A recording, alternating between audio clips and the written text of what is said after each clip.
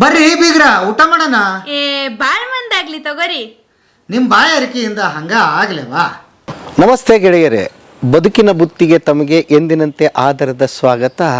ಇವತ್ತು ನಾನು ದೇವ್ರನ್ನೇ ಒಂದು ಸಂದರ್ಶನ ಮಾಡಕ್ಕೆ ಹೊರಟಿದ್ದೀನಿ. ಅರೆ ಏನಪ್ಪ ಮಾತಾಡ್ತಾ ಇದೆಯಾ ಅಂತ ಕೇಳಿದರೆ ನಿಜಕ್ಕೂ ದೇವರೇ ಅಂತ ಹೇಳಬೇಕು. ನೀವು ನೋಡಿರೋದೇ ಇಲ್ಲ ಇಂಥವ್ರನ್ನ ಅಂಥ ಅದ್ಭುತವಾದ ವ್ಯಕ್ತಿ ಯಾರು ಅಂತ ಹೇಳಿದರೆ ಬಸವರಾಜ್ ಪಾಟೀಲ್ ಸೇಡಮ್ ಅವರ ಸಂದರ್ಶನ ಮಾಡೋದಕ್ಕೆ ಬಂದಿದ್ದೀನಿ. ನಿಜಕ್ಕೂ ರೀ, ಸರಳ, ಸತ್ಯ, ನಿಷ್ಠುರ ಮತ್ತು ಭಾಳ ಆತ್ಮೀಯರು, ನಿಷ್ಕಲ್ಮಶ ಮನಸ್ಸಿನವರು ಅಂತ ಹೇಳ್ಬೋದು. ಕಲಬುರಗಿ ಭಾಗದಲ್ಲಿ ದೇವರು ಅಂತಲೇ ಕರೀತಾರೆ ಎಲ್ಲರೂ ಅವ್ರನ್ನ. ಅವ್ರ ಸಂದರ್ಶನಕ್ಕೆ ಬಂದಿದ್ದೀನಿ. ಬದುಕಿನ ಬುತ್ತಿಯ ಭಾಳ ದೊಡ್ಡ ಸುವರ್ಣಾಕ್ಷರಗಳಲ್ಲಿ ಬರೆದಿಡಬೇಕಾದ ಸಂದರ್ಶನ ಇದು ಅಂತ ನಾನು ಅಂದ್ಕೊಂಡಿದ್ದೀನಿ. ಕೇಳಿದ ತಕ್ಷಣ ಏನು ಹೇಳಿದೆ, ಬಾರ್ಪ ಅಂತ ಹೇಳಿದ್ದಾರೆ. ಅದಷ್ಟೇ ಅಲ್ಲ ಗೆಳೆಯರೆ, ಇನ್ನೊಂದು ಅದ್ಭುತವಾದ ಕಾರ್ಯಕ್ರಮ ನಡೀತಾ ಇದೆ. ಏನು ಅಂತ ಹೇಳಿದರೆ ಜನವರಿ 29ರಿಂದ ಫೆಬ್ರವರಿ 6ರವರೆಗೆ ಭಾರತ ವಿಕಾಸ ಸಂಗಮ ಅನ್ನೋದೊಂದು ನಡೀತಾ ಇದೆ. 300 ಎಕರೆ ಪ್ರದೇಶದಲ್ಲಿ ಸುಮಾರು 40 ಲಕ್ಷ ಜನ ಬರುವ ನಿರೀಕ್ಷೆ ಇದೆ. ಇದನ್ನು ಮಾಡಿಕೊಂಡೇ ಬಂದಿದ್ದಾರೆ. ಈ ವರ್ಷ ಅದು ಸೇಡಮಲ್ಲಿ ನಡೀತಾ ಇದೆ. ಅದರ ಕಾರ್ಯಕ್ರಮದ ಕುರಿತು ಕೂಡ ನಾನು ಮಾತಾಡೋನಿದ್ದೀನಿ. ಬನ್ನಿ. ಮೊದಲನೇದಾಗಿ ತುಂಬ ಹೃದಯದ ನಮಸ್ಕಾರ ಸರ್. ನಾನು ಭಾಳ ಸಣ್ಣವನು ನಿಮ್ಮನ್ನು ಇಂಟರ್ವ್ಯೂ ಮಾಡೋದಕ್ಕೆ. ನಿಮ್ಮ ಅನುಭವ ಭಾಳ ದೊಡ್ಡದು, ಅದು ಇಡೀ ಜಗತ್ತಿಗೆ ಗೊತ್ತಿದೆ. ಆಮೇಲೆ ಇವತ್ತಿನ ಪೀಳಿಗೆಗೆ, ಮುಂದೆ ನಮ್ಮ ಮಕ್ಕಳಿಗೆ, ಮೊಮ್ಮಕ್ಕಳಿಗೆ ಒಂದು ದಾಖಲಿಸೋಣ ನಿಮ್ಮ ಸಂದರ್ಶನದ ಮೂಲಕ ಅಂತ ಕೂತಿದ್ದೀನಿ ಇಲ್ಲಿ. ಅದಕ್ಕೆ ನಿಮ್ಮ ಶುರು ನನಗೆ ಬಾಲ್ಯದಿಂದನೇ ಆಗಲಿ ಅಂತ ಆಸೆ ಸರ್. ಸರಿ ಸರ್. ಹೇಗೆ ನಿಮ್ಮ ಬಾಲ್ಯ ಇತ್ತು? ಊರು ಯಾವುದು, ಹೇಗೆ ಅಂತ? ನಾನು ಹುಟ್ಟಿದ್ದು ಸೇಡಂ ತಾಲೂಕಿನ ತರನಹಳ್ಳಿ ಗ್ರಾಮ. ಅಲ್ಲಿಂದ ಸುಮಾರು ಒಂದು 4 ಕಿಲೋಮೀಟರ್ ದೂರದಲ್ಲಿ ನಮ್ಮದು ಕೃಷಿ ಪರಿವಾರ. ತಿಳಿತಿಲ್ಲ, ಸಾಮಾನ್ಯವಾಗಿ ಹುಟ್ಟಿ ಸುಮಾರು ಒಂದು 6-7 ವರ್ಷದವರೆಗೆ ನಾನು ಅದೇ ಊರಲ್ಲಿದ್ದಿದ್ದು. ಆಮೇಲೆ ಸೇಡಂ ಊರಿಗೆ ಸ್ಥಳಾಂತರ ಆಯಿತು. ಅಪ್ಪ ಅಮ್ಮನ ಹೆಸರು? ತಮ್ಮ ತಂದೆ ಹೆಸರು ಗಣಪತರಾವ್ ಮತ್ತು ತಾಯಿ ಹೆಸರು ಶಂಕರಮ್ಮ. ಗೌಡ್ರ ಮನಿತನ ಅಂತ ನಮಗೆ ಕರೀತಾರೆ. ಅದರಲ್ಲಿ ಪ್ರಾರಂಭದ 1 ವರ್ಷ ನಾನು ನಮ್ಮ ಸಂಬಂಧಿಕರ ಮನೆಯಲ್ಲಿ ರುದ್ನೂರು ಅಂತ ಒಂದು ಊರಿದೆ, ಚಿಂಚೋಳಿ ತಾಲೂಕು, ಅಲ್ಲಿ ಅಭ್ಯಾಸ ಮಾಡಿದೆ. ಆಮೇಲೆ 7ನೇ ವರ್ಗದವರೆಗೆ ಸೇಡಂದಲ್ಲೇ ಅಭ್ಯಾಸ ಮಾಡಿದೆ ನಾನು. ಮಧ್ಯದಲ್ಲಿ 1-2 ವರ್ಷ ನಮ್ಮ ತಾಯಿ ತವ್ರ ಮನೆ ಹುಮ್ನಾಬಾದು, ಅಲ್ಲಿ ಒಂದು 2ರಿಂದ 4ನೇ ಕ್ಲಾಸ್ವರೆಗೆ ನಾನು ಅಭ್ಯಾಸ ಮಾಡಿದೆ. ಆಮೇಲೆ 7ನೇ ವರ್ಗದಿಂದ PUCವರೆಗೆ ಯಾದಗಿರಿಯಲ್ಲಿ ನಾನು ಓದಿದೆ. ಕಲಬುರಗಿಯಲ್ಲಿ BSc ಫಸ್ಟ್ ಇಯರ್ ಮುಗಿದ ಮೇಲೆ ಮಧ್ಯದಲ್ಲಿ ಶಿಕ್ಷಣ ನಿಲ್ಲಿಸಿದೆ ನಾನು. ನಾವು ತಂದೆ ತಾಯಿಗೆ 9 ಜನ ಮಕ್ಕಳು. 9 ಜನ ಮಕ್ಕಳಲ್ಲಿ ತಾವು? ನಮ್ಮದು ಗಂಡಸರಲ್ಲಿ 2ನೇ ನಂಬರು. ಹೆಣ್ಮಕ್ಕಳನ್ನು ಜೋಡಿಸಿದರೆ 4ನೇ ನಂಬರು. ಓಕೆ. ಹಾಗಾದರೆ ನಿಮ್ಮ ತಂದೆ ತಾಯಿದು ಕೃಷಿ ಕುಟುಂಬ, ಆ ಕುಟುಂಬ ನಂಬ್ಕೊಂಡು ನೀವು 9 ಜನ ಮಕ್ಕಳು. ಓಕೆ. ಅಂದರೆ ದೊಡ್ಡ ಥರದ ಕೃಷಿ ಇತ್ತು ತಮ್ಮದು? ಒಕ್ಕಲ್ತನ ಮನೆತನ ಹಳ್ಳಿ ಊರಿನಲ್ಲಿ. ಓಕೆ. ಆಮೇಲೆ ತುಂಬ ಅನಿರೀಕ್ಷಿತ ಘಟನೆಗಳಿಗೆ ತಾವು ಬಂದುಬಿಡ್ತೀರಿ ಸ್ಕೂಲ್ ಮುಗಿದ ತಕ್ಷಣ. ಒಂದಂದರೆ ಚಿಕ್ಕ ವಯಸ್ಸಿನಿಂದ ನನಗೆ ಸಂಬಂಧ ರಾಷ್ಟ್ರೀಯ ಸ್ವಯಂ ಸೇವಕ ಸಂಘ. ನಾನು ಮೊದಲು ಅದರ ಶಾಖೆಯನ್ನು ಕಂಡದ್ದು 54ನೇ ಇಸ್ವಿಯಲ್ಲಿ. ಅವತ್ತು ಬಂದಿರತಕ್ಕಂಥ ಸಂಬಂಧ ಇವತ್ತಿಗೂ ನಾನು ಕಡ್ಕೊಂಡಿಲ್ಲ. ಮತ್ತು ಸಂಘದ ಪ್ರಚಾರಕನಾಗಿ ನಾನು ಬಿಹಾರ ರಾಜ್ಯದಲ್ಲಿ ವನವಾಸಿಗಳ ಮಧ್ಯದಲ್ಲಿ ಸುಮಾರು 6.5 ವರ್ಷಗಳ ಕಾಲ ನಾನು ಕೆಲಸ ಮಾಡಿದ್ದೇನೆ. ಆಮೇಲೆ ನಮ್ಮ ತಂದೆಯವರು ಸ್ವರ್ಗವಾಸ ಆದಮೇಲೆ ನಾನು ತಿರುಗಿ ಸೇಡಂ ಬಂದೆ. ಆಮೇಲೆ ಸುಮಾರು ಒಂದು 10-12 ವರ್ಷಗಳವರೆಗೆ ಸಂಘದ ಕಾರ್ಯಕರ್ತನಾಗಿಯೇ ನಮ್ಮ ತಾಲೂಕಾ, ಜಿಲ್ಲಾ, ವಿಭಾಗ, ಹೀಗೆ ಪ್ರಾಂತದ ಬೇರೆ ಬೇರೆ ಜವಾಬ್ದಾರಿಗಳನ್ನು ತಗೊಂಡು ಕೆಲಸ ಮಾಡಿದೆ. ನಂತರ ನನಗೆ ರಾಜಕೀಯ ಕ್ಷೇತ್ರ ನಿಜವಾಗಿ ಹೇಳಬೇಕಾದ್ರೆ ಬೇಕಾಗಿರಲಿಲ್ಲ. ನಾನು ಒಂದು 2-3 ಸಲ ಬೇಡ ಅಂತ ಮುಂದೂಡಿದೆ. ಕೊನೆಗೆ ಹಿರಿಯರು 4ನೇ ಸಲ ಒಂದು ಸಲ ಭೇಟಿಯಾದಾಗ, ನೋಡಪ್ಪ ಕಾಲದ ಕರೆ ಇದೆ, ನೀನು ಹೋಗಬೇಕು ರಾಜಕಾರಣಕ್ಕಂತ ಹೇಳಿದಾಗ 90ನೇ ಇಸ್ವಿ ಡಿಸೆಂಬರ್ ತಿಂಗಳಲ್ಲಿ ನಾನು ರಾಜಕೀಯನ್ನು ಪ್ರವೇಶ ಮಾಡಿದೆ. ಆಮೇಲೆ ಸುಮಾರು 15-16 ವರ್ಷಗಳ ಕಾಲ ನಾನು ಅತ್ಯಂತ ಸಕ್ರಿಯ ರಾಜಕೀಯ ಕಾರ್ಯಕರ್ತನಾಗಿ ಸಂಘಟನೆ ಮತ್ತು ಧ್ಯೇಯಕ್ಕಾಗಿ ನಾನು ಸಮರ್ಪಣೆ ಮಾಡಿಕೊಂಡೆ. ನನಗೆ ಯಾವುದೇ ರಾಜಕೀಯ ಕುರ್ಚಿಯ ಆಸೆ ಆಕಾಂಕ್ಷೆ ಇರಲಿಲ್ಲ. ಆದರೆ ಹಿರಿಯರು ಒತ್ತಾಯದ ಮೇರೆಗೆ ನಾನು ಒಂದು ಸಲ ಶಿಕ್ಷಕರ ಕ್ಷೇತ್ರದಿಂದ MLC ಆದೆ. ಆ ನಂತರ ಅನಿರೀಕ್ಷಿತವಾಗಿ ಒಮ್ಮ ಲೋಕಸಭಾ ಘೋಷಣೆ ಮಾಡಿದರು. ಅವತ್ತು ನಮ್ಮ ಪಾರ್ಟಿ ತುಂಬ ಚಿಕ್ಕದಾಗಿತ್ತು, BJP. ಮೊದಲನೇ ಬಾರಿ ಸೋತೆ ಮತ್ತು ಎರಡನೇ ಬಾರಿಗೆ ನಾನು ಕಲಬುರಗಿಯ ಇತಿಹಾಸದಲ್ಲಿಯೇ ಅತ್ಯಂತ ಪ್ರಚಂಡ ಬಹುಮತದಿಂದ ಗೆದ್ದಿದ್ದೇನೆ. ಆ ರೆಕಾರ್ಡನ್ನು ಇಲ್ಲಿಯವರೆಗೆ ಈ ಲೋಕಸಭಾ ಕ್ಷೇತ್ರದಲ್ಲಿ ಯಾರೂ ಬ್ರೇಕ್ ಮಾಡಿಲ್ಲ. ಅದಾದ ಮೇಲೆ ಮತ್ತೆ 2004 ನಂತರ ನಾನು ಮತ್ತೆ ರಾಜಕೀಯದಿಂದ ಹೊರಗೆ ಬಂದೆ. ನಾನು ಹೊರಗೆ ಬಂದ ಮೇಲೆ ಒಂದು ನಮ್ಮ ಶಿಕ್ಷಣ ಸಂಸ್ಥೆ ಇದೆ, ಅದರದ್ದು ಈಗ ಸ್ವರ್ಣ ಜಯಂತಿ ನಡೀತಾ ಇದೆ.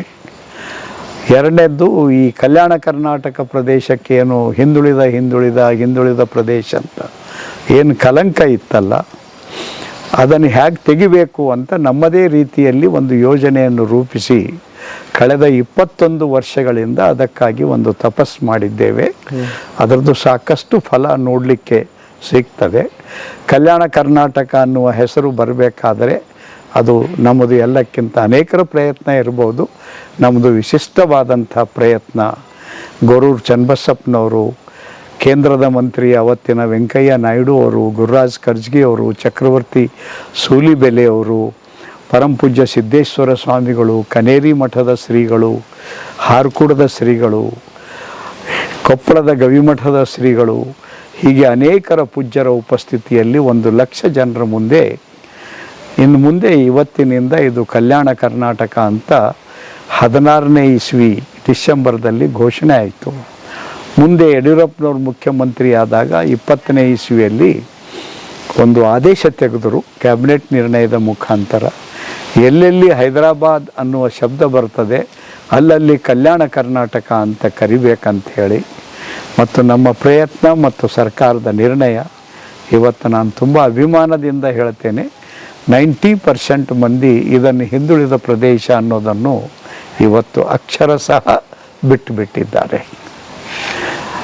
ಮತ್ತು ಇದೆಲ್ಲ ಆಗಬೇಕಾದರೆ ಕಳೆದ 21 ವರ್ಷದ ಈ ಪ್ರದೇಶದ ಯಾತ್ರೆಯಲ್ಲಿ ಕನಿಷ್ಠ ಏನೂ ಇಲ್ಲ ಅಂದರೆ ಒಂದು 50,000 ಸಣ್ಣ ಪುಟ್ಟ ಸಮಾರಂಭಗಳನ್ನು ನಾವು ಮಾಡಿದ್ದೇವೆ ಜಾಗೃತಿ ದೃಷ್ಟಿಯಿಂದ. 2,500 ಒಂದು ದಿನದಿಂದ ಹಿಡ್ಕೊಂಡು 3 ತಿಂಗಳವರೆಗೆ ಬೇರೆ ಬೇರೆ ರೀತಿಯ ಗುಣಗಳನ್ನು ಹೊಂದಿರತಕ್ಕಂಥ ವ್ಯಕ್ತಿಗಳನ್ನು ತಯಾರು ಮಾಡಬೇಕಾದರೆ, ಅವರಿಗೆ ಪರಿಪೂರ್ಣತೆ ಕೊಡಬೇಕಾದರೆ ಪ್ರಶಿಕ್ಷಣ ವರ್ಗಗಳು ಅಂತ ನಾವು ಕರಿತೀವಲ್ಲ, ಅಂಥ 2,500 ಪ್ರಶಿಕ್ಷಣ ವರ್ಗಗಳನ್ನು ನಾವು ಮಾಡಿದ್ದೇವೆ. ಮತ್ತು ನಮ್ಮ ಕೆಲಸ ಮಹಿಳೆಯರಲ್ಲಿದೆ, ಕೃಷಿಯಲ್ಲಿದೆ, ಸಾವಯವ ಕೃಷಿಯಲ್ಲಿದೆ, ಗೋ ಸಾಗಾಣಿಕೆಯಲ್ಲಿದೆ, ಪ್ರಕೃತಿಯ ಸಂಪತ್ತನ್ನು ಹೆಚ್ಚು ಮಾಡುವುದರಲ್ಲಿ ವೃಕ್ಷಾರೋಪಣೆಯಲ್ಲಿದೆ, ಶಿಕ್ಷಣ ಕ್ಷೇತ್ರದಲ್ಲಿ ನಮ್ಮದು ಮೇರು ಕೃತಿ ಇದೆ, ಯುವಕರ ಮಧ್ಯದಲ್ಲಿದೆ, ಆರೋಗ್ಯಕ್ಕೆ ಸಂಬಂಧಪಟ್ಟಂತಿದೆ, ಆಟ ಪಾಠಗಳಲ್ಲಿದೆ, ಸಾಹಿತ್ಯದ ನಿರ್ಮಾಣದಲ್ಲಿದೆ. ಹಾಗೆ ಸರ್ಕಾರ ಒಂದು 26ರಿಂದ 28 ಕ್ಷೇತ್ರದಲ್ಲಿ ಕೆಲಸ ಮಾಡ್ತದೆ. ಹಾಗೆ ನಾವು ಮಾಡಿದ್ದೇವೆ. ಸಮಾಜದ ಅನೇಕ ಜನರಿಂದ ನಮಗೆ ದೇಣಿಗೆ ಸಿಕ್ಕಿದೆ. ಅದರಲ್ಲಿ ಬಹುದೊಡ್ಡ ಕಾಣಿಕೆ ನಮಗೆ ಸಿಕ್ಕಿದ್ದು ಅಂದರೆ ನಾನು ತುಂಬ ಅಭಿಮಾನದಿಂದ ಹೇಳ್ತೇನೆ, ಇನ್ಫೋಸಿಸ್ ಪರಿವಾರ. ಅವ್ರು ಏನೂ ಇಲ್ಲ ಅಂತಂದರೆ ಈ ಕಾಲಖಂಡದಲ್ಲಿ 200 ಕೋಟಿಯಷ್ಟು ಅವ್ರು ನಮಗೆ ಹೆಲ್ಪ್ ಮಾಡಿದ್ದಾರೆ. ಬೇರೆ ಜನರು 50 ಕೋಟಿಯಷ್ಟು ಹೆಲ್ಪ್ ಮಾಡಿದ್ದಾರೆ. ಹೀಗಾಗಿ no begging with the government, no quarrel with the government. ಸರ್ಕಾರದ ಮುಂದೆ ಭಿಕ್ಷೆ ಬೇಡೋದು ಇಲ್ಲ, ಸರ್ಕಾರದ ಜೊತೆಗೆ ಸಂಘರ್ಷವೂ ಇಲ್ಲ. ಈ ಸೂತ್ರದ ಮೇಲೆ ಏನೂ ಇಲ್ಲ ಅಂದರೆ 250 ಕೋಟಿ ರೂಪಾಯಿಯ ಕೆಲಸ ಈ ಪ್ರದೇಶದಲ್ಲಿ ನಡೆದು ಹೋಗಿದೆ. ಮದನ್ ಗೋಪಾಲ್ ಅಂಥೇಳಿ ನೀವು ಒಬ್ಬ ಪ್ರಾಮಾಣಿಕ IAS ಅಧಿಕಾರಿ ಕೇಳಿರ್ಬೋದು. ಮಧ್ಯದಲ್ಲಿ ಅವರು ಬಂದು ಯಾವಾಗ ನಮ್ಮದು ಸುಮಾರು 200 ಕೋಟಿ ರೂಪಾಯಿ ಖರ್ಚಾಗಿತ್ತು, ಅವರೊಂದು ಮಾತು ಹೇಳಿದ್ರು, ಇದು ನಿಂದೆಲ್ಲ ಕೆಲಸ ನೋಡಿದ್ರೆ ನಮ್ಗೆ ಹೆಂಗೆ ಅನ್ನಿಸ್ತದೆ, ಸರ್ಕಾರದ ಒಬ್ಬ ನಿನ್ನನ್ನು ತಿಳ್ಕೊಂಡಂಥ ವ್ಯಕ್ತಿ ನಾವು ಯಾಕೆ ಹಿಂಗೆ ಮಾಡಬಾರ್ದು ಅಂತ ನಮಗೇನಾದರೂ ಬಜೆಟ್ ಮಾಡಂದರೆ ನಿಮ್ಮ 200 ಕೋಟಿ ರೂಪಾಯಿ ಜಾಗಕ್ಕೆ ನಾನು 2,000 ಕೋಟಿ ಬಜೆಟ್ ಮಾಡ್ತೇನೆ, ಆದರೂ ನೀವು 200 ಕೋಟಿಯಲ್ಲಿ ಏನು ಪರಿಣಾಮ ಕೊಟ್ಟಿರಿ ಅದು ಸರ್ಕಾರದಲ್ಲಿ ಕೊಡಲಿಕ್ಕೆ ಆಗೋದಿಲ್ಲ ಅಂತ ಹೇಳಿದರು. ಈ ರೀತಿ ಕಲ್ಯಾಣ ಕರ್ನಾಟಕದಲ್ಲಿ ನಾವು ಮಾಡಿದ್ದೇವೆ. ಇದಕ್ಕೆಲ್ಲ ನಮಗೆ ದೊಡ್ಡ ಪ್ರೇರಣೆ ಅಂತಂದರೆ ಸಂಘದ ಪ್ರಚಾರಕ ಜೀವನದಲ್ಲಿ ಮತ್ತು ರಾಜಕೀಯ ಕ್ಷೇತ್ರದಲ್ಲಿ ಹೋದ ಮೇಲೇನು ನನಗೆ ಒಬ್ಬ ಆದರ್ಶ ವ್ಯಕ್ತಿ KN ಗೋವಿಂದಾಚಾರ್ಯರು. ಅವರು ಆಗಿನ ಕಾಲದಲ್ಲಿ ಭಾರತೀಯ ಜನತಾ ಪಾರ್ಟಿಯ ಅಖಿಲ ಭಾರತೀಯ ಮಹಾಮಂತ್ರಿಯಾಗಿದ್ದರು. ವಾಜಪೇಯಿಯವರು ಪ್ರಧಾನಮಂತ್ರಿಯಾಗಿದ್ದಂಥ ಕಾಲದಲ್ಲಿ ಅವರ ಒಂದು ಪ್ರೇರಣೆ, ಅವರೂ ರಾಜಕೀಯ ಬಿಟ್ಟು ಹೊರಗೆ ಬಂದರು ಮತ್ತು ಪ್ರಕೃತಿ ಆಧಾರಿತ ಮಾನವನ ವಿಕಾಸ, ನೇಚರ್ ಸೆಂಟ್ರಿಕ್ ಡೆವಲಪ್ಮೆಂಟ್ ಅನ್ನುವ ತತ್ವದ ಮೇಲೆ ನನ್ನ ಹಳ್ಳಿ, ನನ್ನ ದೇಶ, ನನ್ನ ಜಿಲ್ಲೆ, ನನ್ನ ಜಗತ್ತು ಮತ್ತು ವಿಕೇಂದ್ರಿತ ವ್ಯವಸ್ಥೆ ಮುಖಾಂತರ ದೇಶದ ಒಳ್ಳೆಯದಾಗಬಹುದು, ಹೀಗೆ ನಾನಾ ಘೋಷಣೆಗಳ ಮುಖಾಂತರ ಅವರೊಂದು ಹೊಸ ಬೆಳಕನ್ನು ನಮ್ಮ ಕಾರ್ಯಕ್ಕೆ ಕೊಟ್ಟಿದ್ದಾರೆ. ಇನ್ನು ಮುಂದೆನೂ ಅವರು ಅವರ ಮಾತು ಮತ್ತು ಕಾರ್ಯದ ಬೆಳಕಿನಲ್ಲಿನೇ ನಾವು ಕೆಲಸ ಮಾಡ್ತೇವೆ. ಹೋರಾಟದ ಹಾದಿಗಳು ಅಷ್ಟು ಸುಲಭವಾಗಿ ಇಲ್ಲೇ ಇರೋದಿಲ್ಲ. ಯಾಕಂದರೆ ರಾಜಕೀಯ ಪ್ರವೇಶ ಅನ್ನೋದು ನೀವು ಒಳಗೆ ಹೋಗಿ ಹೊರಗೆ ಬರೋ ಒಳಗಡೆ 108 ಏನೇನೋ ಬದಲಾವಣೆಗಳಾಗಬೇಕಾಗ್ತದೆ, ಮನಸ್ಥಿತಿ ಹೊಂದ್ಕೋಬೇಕಾಗ್ತದೆ.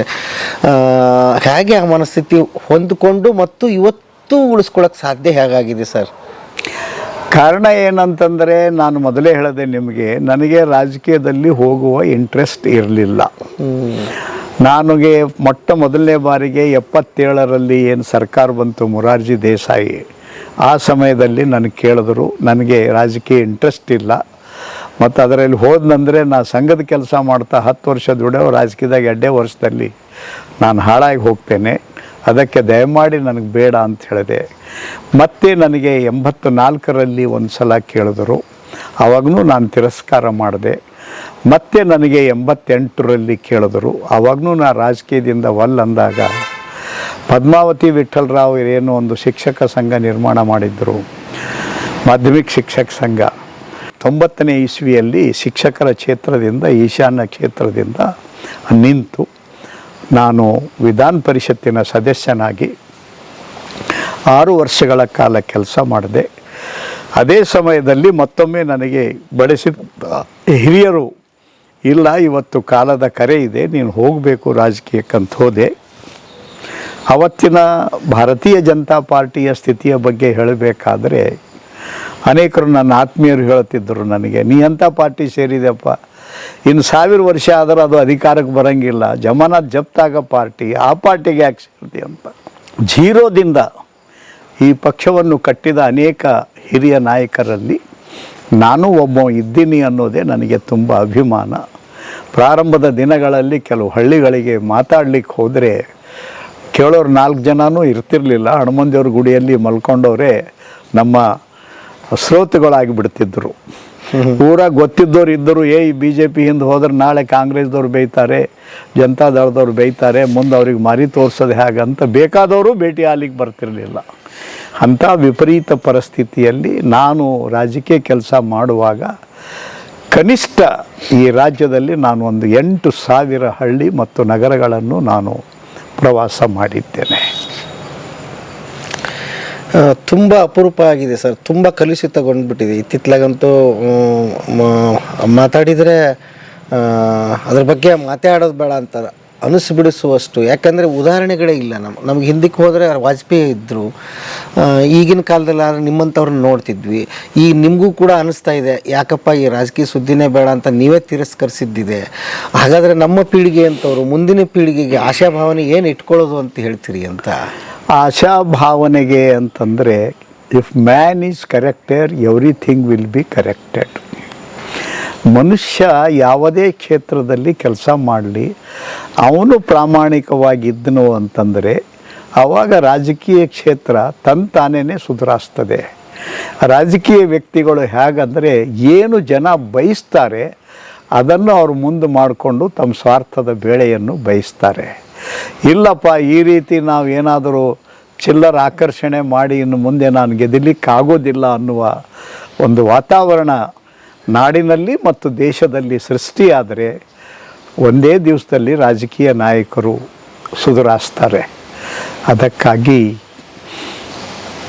ಸಮಾಜ ತನ್ನ ಆ ವ್ಯಕ್ತಿತ್ವವನ್ನು ಬೆಳೆಸ್ಕೋಬೇಕಾಗುತ್ತದೆ.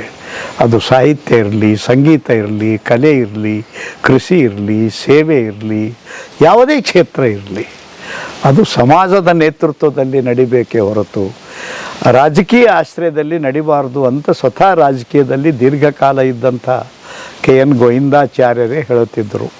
ಅಂದರೆ ನೀವೇನಾದರೂ ರಾಜಕಾರಣಿಗಳನ್ನು ಮುಂದೆ ಮಾಡ್ಕೊಂಡು ಹೋದರೆ ನಿಮಗೆ ಸತ್ಯಾನಾಶ ಮುಂದೆ ಕಟ್ಟಿಟ್ಟಿದ್ದು ಅಂತ. ಸಮಾಜ ಏನಾದರೂ ಮುಂದಿತ್ತು, ಹಿಂದೆ ರಾಜಕಾರಣಿಗಳಿದ್ದರೆ ಆವಾಗ ಜನರಿಗೆ ಕಲ್ಯಾಣ ಆಗುತ್ತದೆ ಅಂಥೇಳಿ. ದುರ್ದೈವ, ನಾವು ನಮ್ಮ ಎಲ್ಲ ಕೈಗಳನ್ನು ರಾಜಕಾರಣಿಗಳ ಕೈಯಲ್ಲಿ ಕೊಟ್ಟಿದ್ದೇವೆ.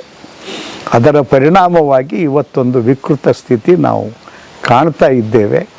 ಆದರೆ ಇದೇ ಎಲ್ಲ ಕಾಲಕ್ಕೆ ಅಂತ ಹೇಳಲಿಕ್ಕಾಗೋದಿಲ್ಲ. ಇತಿಹಾಸ ಪರಿವರ್ತನೆಯ ಹಾದಿಯನ್ನು ಪಡೆದುಕೊಳ್ಳುತ್ತದೆ.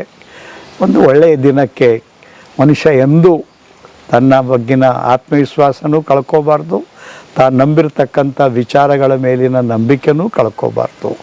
ಆ ಒಳ್ಳೆಯ ಸಮಾಜಕ್ಕಾಗಿ ನಾವು ಒಂದು ನಾನ್ ಪೊಲಿಟಿಕಲ್ ಆಗಿ ಒಂದು ದೊಡ್ಡ ಪ್ರಯತ್ನ ಆದರಣೀಯ ಗೋವಿಂದಾಚಾರ್ಯರ ನೇತೃತ್ವದಲ್ಲಿ ಮಾಡ್ತಾ ಇದ್ದೀವಿ. ಮೂರು ಪಾರ್ಟಿ ಅಂದರೆ ಮೂರು ಪಾರ್ಟಿಯವರು ಅವ್ರದ್ದು ಇಷ್ಟು ಕೋಟಿ ಅಂತೆ, ಒಂದು ಅಷ್ಟು ಕೋಟಿ ಅಂತೆ, ಒಂದು ಕುಕ್ಕರ್ ಅಂತೆ, ಒಂದು ಸೀರೆ ಅಂತೆ ಅನ್ನೋದ್ರಲ್ಲೇ ಇಲೆಕ್ಷನ್ ಮುಗಿದು ಹೋಗಿಬಿಡ್ತಾ ಇದೆ ಅಷ್ಟೇ ಹೊರತಾಗಿ ಅಭಿವೃದ್ಧಿ ಮಾತಾಡ್ತಾ ಇಲ್ಲ, ಉದ್ಯೋಗದ ಬಗ್ಗೆ ಮಾತಾಡ್ತಾ ಇಲ್ಲ, ಗುಡಿ ಕೈಗಾರಿಕೆಗಳ ಬಗ್ಗೆ ಮಾತಾಡ್ತಾ ಇಲ್ಲ. ಲಕ್ಷಾಂತರ ಜನ ವಿದ್ಯಾರ್ಥಿಗಳು ಡಿಗ್ರಿ ತೊಗೊಂಡು ಹೊರಗಡೆ ಬರ್ತಾರೆ, ಮುಂದಿನ ಭವಿಷ್ಯ ಕಾಣ್ತಾ ಇಲ್ಲ ಅವರಿಗೆ. ಅಂಥವೆಲ್ಲ ಚಿಂತನೆಗಳು ಯಾವ ರಾಜಕೀಯ ಪಕ್ಷದಲ್ಲಿ ಕೂಡ ಕಾಣಿಸ್ತಾ ಇಲ್ಲ. ಹೇಗೆ ಸರ್ ಇದನ್ನು? ನಾನು ಮೊದಲೇ ಹೇಳಿದೆ, ರಾಜಕಾರಣಿಗಳು ರಾಜಕೀಯ ಪಕ್ಷಗಳನ್ನು ನಂಬಿಕೊಂಡು ಹೋದರೆ ನಿಮ್ಮ ಕಣ್ಮುಂದೆ ಕತ್ತಲೆನೇ ಇರುತ್ತದೆ. ಸಮಾಜ ತನಗೆ ಒಳ್ಳೆಯದಾಗಬೇಕು ಅಂತ ಏನಾದರೂ ಕಳಕಳಿ ಇಚ್ಛೆ ಇದ್ದರೆ ಯಾರು ಸಮಾಜಮುಖಿಯಾಗಿ ಕೆಲಸ ಮಾಡ್ತಾ ಇರ್ತಾರೆ ಯಾವುದೇ ಕ್ಷೇತ್ರದಲ್ಲಿ, ತಿಳಿತಿಲ್ಲ.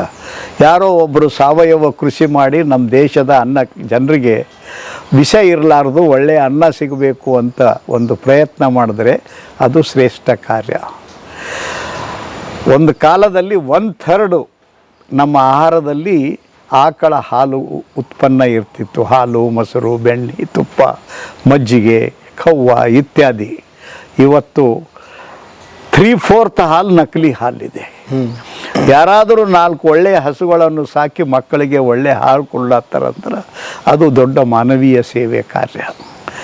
ಇವತ್ತು ಹೇಗಾಗಿದೆ ಅಂದರೆ, ಮನೆ ಉದ್ಘಾಟನೆ ಮಾಡಬೇಕಾದ್ರೆ ಆಕಳು ತೊಗೊಂಬರ್ರಿ ಅಂತಾರೆ ನಮ್ಮ ಮನೆಗೆ ಮುಂಜಾನೆ ನಸಿಕ್ನೆಗೆ.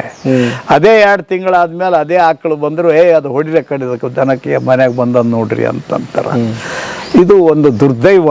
ಎಂದು ಭಾರತ ದೇಶದಲ್ಲಿ ಗೋ ಸಂಪತ್ತು ದೊಡ್ಡ ಪ್ರಮಾಣದಲ್ಲಿತ್ತು, ಅಂದು ಭಾರತದ ಎಕಾನಮಿ, ಭಾರತದ ಸುಖ ಸಮೃದ್ಧಿ ಅದು ಆಕಾಶಕ್ಕೆ ಮುಟ್ಟಿತ್ತು. ಯಾವಾಗ ಸ್ವಾತಂತ್ರ್ಯ ಬಂದ ಮೇಲೆ ಗೋ ಸಂಪತ್ತು ನಾಶ ಆಗಲಿಕ್ಕೆ ಪ್ರಾರಂಭ ಆಯಿತು. ಸ್ವಾತಂತ್ರ್ಯ ಸಿಕ್ಕಾಗ ಒಬ್ಬ ಮನುಷ್ಯನಿಗೆ 8 ಹಸುಗಳಿದ್ದವು. ಈಗ 8 ಮನುಷ್ಯರಿಗೆ 1 ಹಸು ಬಂದಿದೆ. ಇದು ಆಗಿರ್ತಕ್ಕಂಥ ದುರಂತ. ನಿಸರ್ಗದ ಹುಲ್ಲನ್ನು ತಿಂದು ನಮಗೆ ಉತ್ತಮವಾದ ಅಮೃತದಂಥ ಹಾಲು ಕೊಡುವ ಹಸುಗಳು ನಮಗೆ ಬೇಕಾಗಿಲ್ಲ.